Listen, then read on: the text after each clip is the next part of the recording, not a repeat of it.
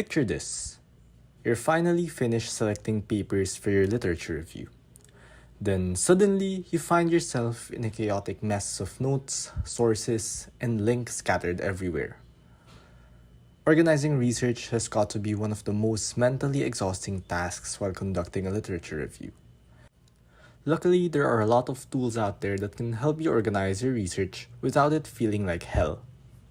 In this video, we're going to take a look at some of these tools and introduce you to their features.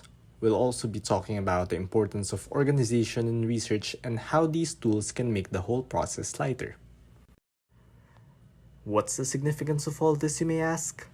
Well, organizing literature is more than just keeping track of what you have read. It also involves connecting seemingly unconnected sources, detecting patterns and trends, and constructing a coherent argument. This is essential as it helps you, the researcher, create a comprehensive breakdown of what currently exists and what you can contribute based on what needs to be dwelled upon.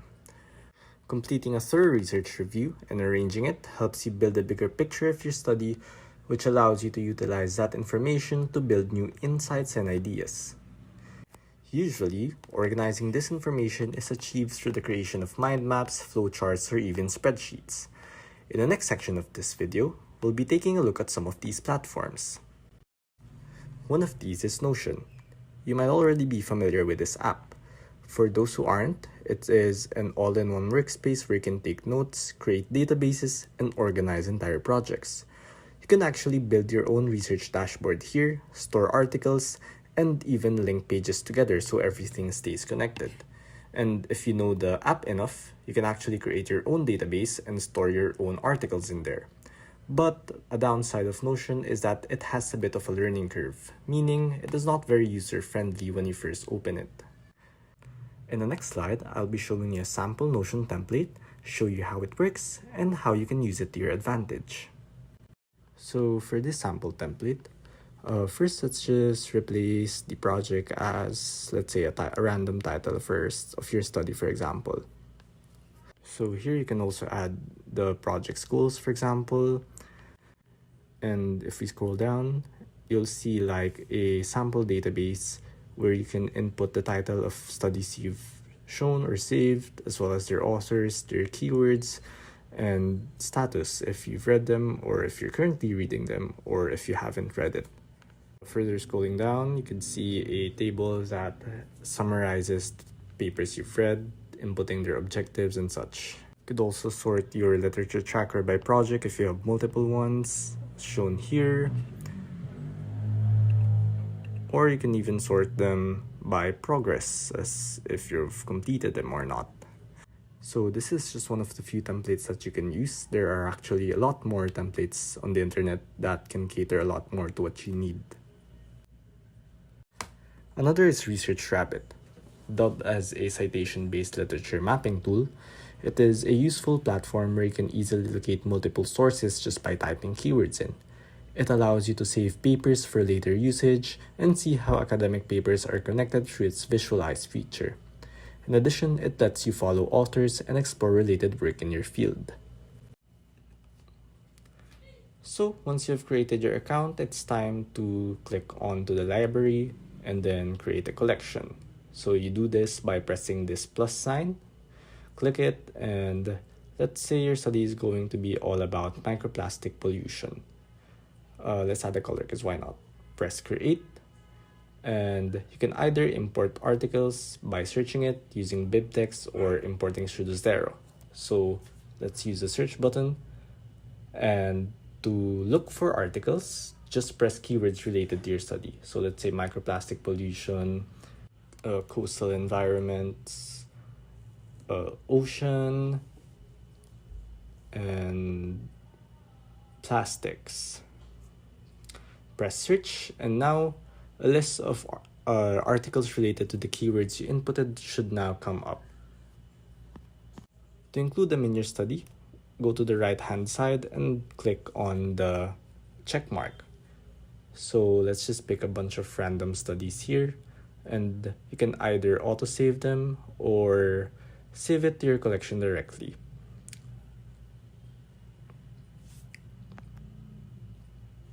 So now let's put them in our collection. So now they should be in the collection that we made earlier.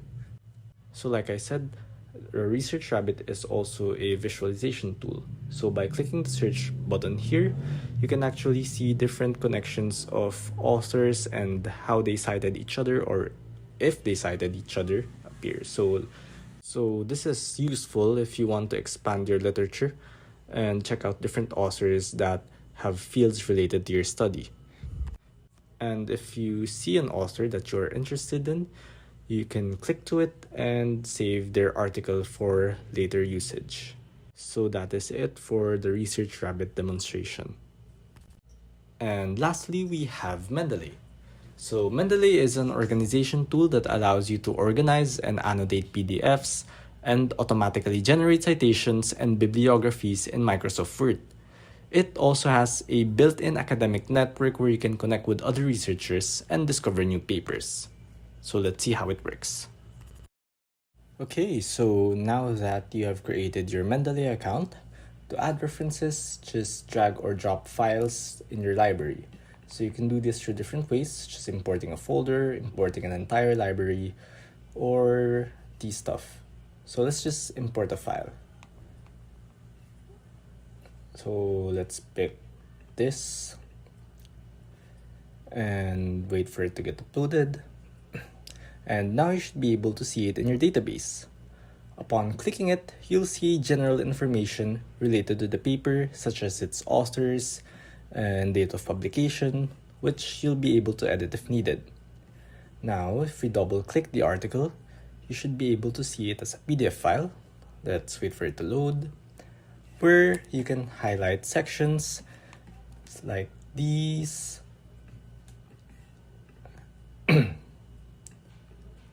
And as well as annotate parts, which you can go back to later.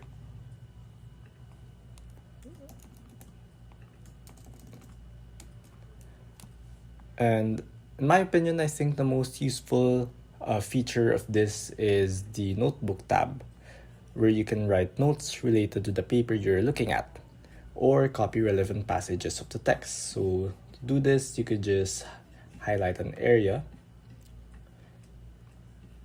and then click, and then copy, or click, and then add to your notebook. So this is an entire passage that was copied from here. So you can also add notes that are related to your study or to make summarizing easier for you. So once you have finished writing the paper, you can simply go back to the library, and you can either mark it as your favorite or simply mark it as read. And finally, you can also export it in the following formats, and you can also copy it as a formatted citation, and you'll also be able to change the citation style of the text. So let's take a look at that. So if we copy this and paste it here, see that it is an ACS form, which you'll also be able to change, such as pressing this and pressing this. So if we copy it again, it should be in APA format. There we go. So this is just a basic demonstration of Mendeley, sorry. It's actually very easy to use compared to Notion, and I think that you can do a lot of things with it. And that is all. To guide you in your research, remember this acronym I made. Arranging notes gives a greater understanding, learning, and output. Remember that research does not have to be complicated. Tools like Notion, ResearchRabbit, and Mendeley are designed to make the process simpler and more efficient. Try experimenting with these applications and see what works best for you. And remember, a well-organized research yields better understanding, better writing, and better results. Ang gulo! Thank you for listening, and see you on the next video.